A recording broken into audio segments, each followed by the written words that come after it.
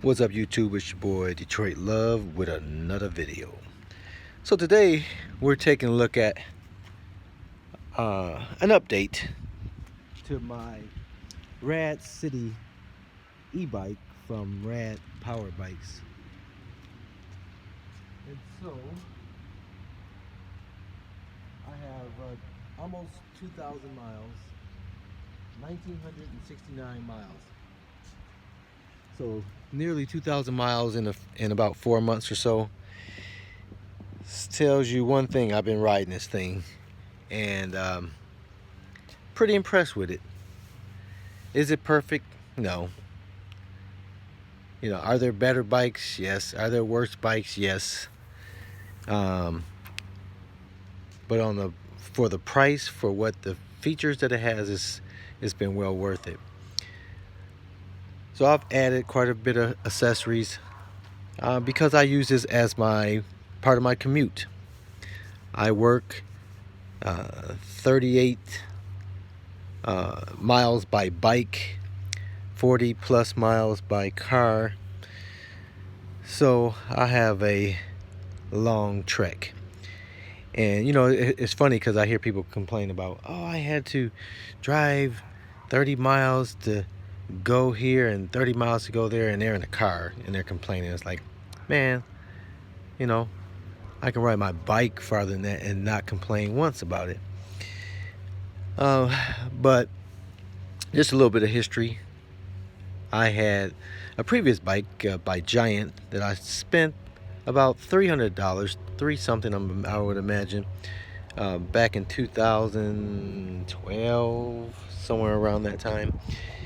And I rode the heck out of that bike. Still have it, decent work. Hadn't ridden it much over the last couple of years, but I wanted to get back on the bike and make it part of my commute. So I had been looking a while at e-bikes and looking at kits that you can convert your current bike to an e-bike. Looked at bikes you can get from the brick and mortar stores, and they're pretty expensive, and looked at online only direct sale companies, including Rad Power Bikes. And I decided on this bike here for a few reasons. Because I would use it as a commuter. This is called the RadCity, and it has certain things that made it appealing for my commute. So it has a built-in rack on the back there. It has a suspension fork on the front. Has a integrated front and rear light, so you don't have to worry about riding at night. And so I've been pretty happy with it. So I added a few things to it simply because, I'm on it for an hour or more at any given time. So I needed a water bottle, which you can see in the front, and I needed my speaker, which you can see on the top bar there. And one of the most important things, I needed a better horn, so that both vehicles and pedestrians who have headphones in their ears can hear me coming. And you need a mirror if you're going to ride in the street.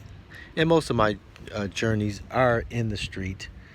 There's very few times that I am off the road. It's not that I don't go off the road. I don't spend a whole lot of time off-road. So I really enjoy this bike as part of my commute. So my commute consists of about 40, just around 40, give or take a few miles each day. I leave my car at home most of the time. Now I'm way out in the boonies, like I said, 40 miles from downtown. And clearly, if you live in the city, 20 miles within the city, this bike is a no-brainer. It's a no-brainer. 1,500 bucks. You don't have to worry about insurance. You don't have to worry about gas.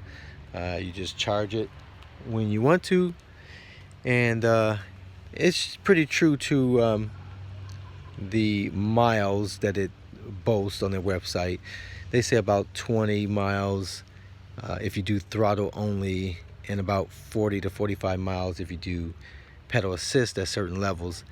And when I pedal, I seldom ever pedal on pedal assist 1 or 2. I'm usually 3 or higher, and I have gotten 45 miles pretty easily. So I would think that I could get more if I went down and stayed on power assist 1. But you know, like I said, most of the time I'm commuting, so time is of essence, and speed is, those two things are the factor, speed and time. So I want to be able to get there the fastest I can in the least amount of time. So when I used to do my traditional bike, it took me just under 2 hours to go about 21 miles, and here I can do 20 miles in an hour. So if you're thinking about getting a e-bike, I tell you, it is well worth it. You will definitely get your money's worth out of it, whether you're just a casual rider or a commuter, or you know, the only person or type of person that an e-bike wouldn't work as their only bike. It can definitely work as a supplemental bike for them. But you see these guys with the biker shorts, and they're going 60 to 100 miles. You know, you know, this is not going to work for them.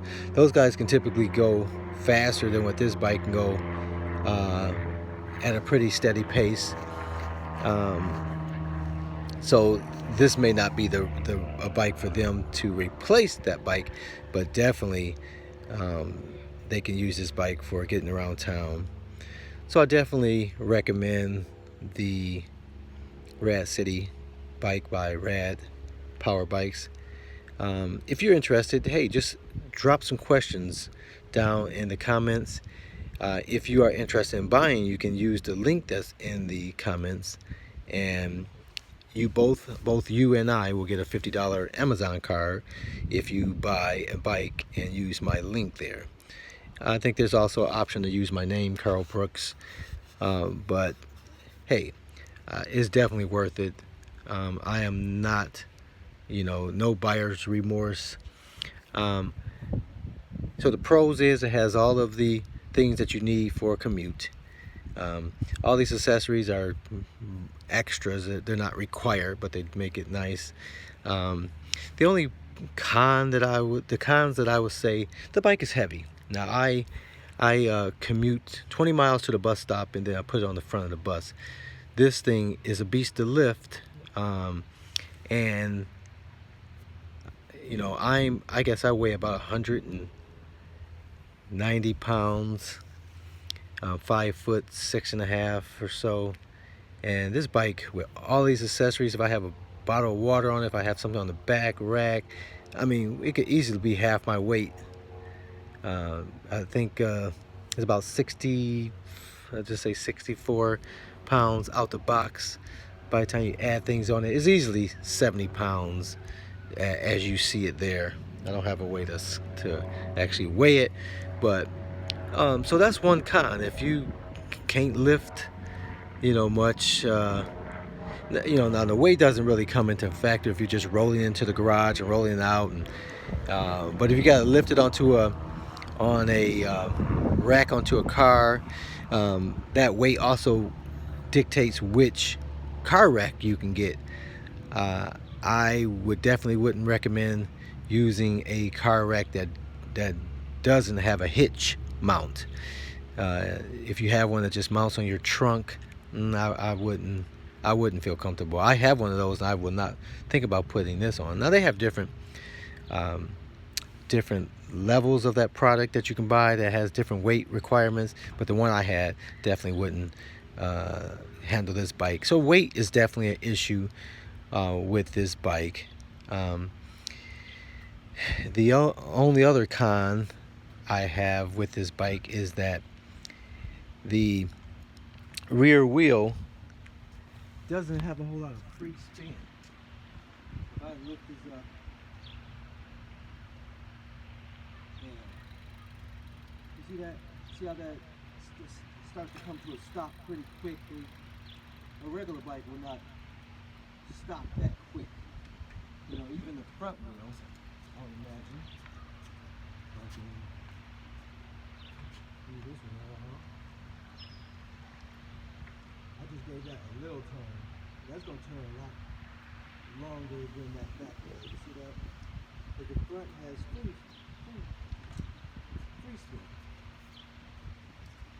So, as you saw, that back wheel, because of that motor's mounted on the hub, the motor interacts with the rear wheel 100% of the time. So when it has power, that motor has the juice and the power to propel it. When there's no power coming from that motor, as you saw in that case, it has this resistance, you know, that keeps the tire from free spinning. And so as a regular bike, this is not it. This is not a regular bike. When that power is gone, you can ride it, but you don't want to, unless you're on completely flat ground with not even a driveway entry type of incline. It's not going to be very fun because it's super heavy, plus your weight, and you have that resistance. So those are the two cons: the weight of the bike and the resistance that's there. And that resistance comes in once you hit the top speed, which it comes standard with 20 miles per hour. You can bump it up to about 24.8. But whether you're on flat ground or going downhill, when that bike gets past the point of that motor assisting it, you feel it, and it is the weirdest sensation. You never can get used to it, because a bike shouldn't behave and does not normally behave that way. But does that keep me from going 40 miles a day on it? No. Does it keep me from enjoying this bike? No. Does the weight keep me from enjoying it? No. I appreciate when the bus drivers lower the bus so I can have an easier time lifting it up, so I'm not lifting as high. But the weight and that direct drive motor is not a showstopper. It's just a con that you need to know. They have another bike, the Rover, that I believe doesn't have that issue, or at least not to this degree, but I haven't actually seen it in person. I have a co-worker's husband that has one. I just had to hook up with him and actually see it in person. But that's my almost 2,000 mile review. I've had it since March. It's now mid-July 2019. This is the 2019 version. I really enjoy this bike, and it's very few days that goes by that I'm not on it, so I'm definitely getting my money's worth. You would too. It's definitely a good bike to have. Your comments below, like and share the video, and use my link if you're interested in buying one. And until next time, I'll see you on the web.